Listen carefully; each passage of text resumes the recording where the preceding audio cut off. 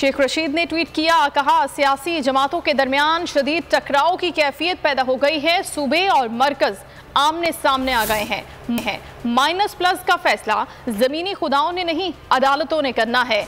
कहा कि गैर यकीनी सियासी और मुआशी हालात सबके चिराग बुझा सकते हैं। कहते हैं अगस्त तरक्कियों, तैनातियों और तनज़्ज़ुलियों का महीना है। हुक्मरान जमातों ने अपने केसेस सामने रखकर नैब में तरमीम की।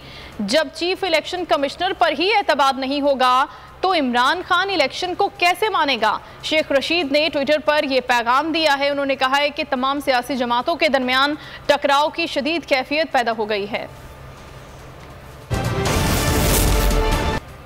शेख रशीद ने ट्वीट किया, कहा सियासी जमातों के दरमियान शदीद टकराव की कैफियत पैदा हो गई है। सूबे और मरकज आमने सामने आ गए हैं। माइनस प्लस का फैसला जमीनी खुदाओं ने नहीं, अदालतों ने करना है।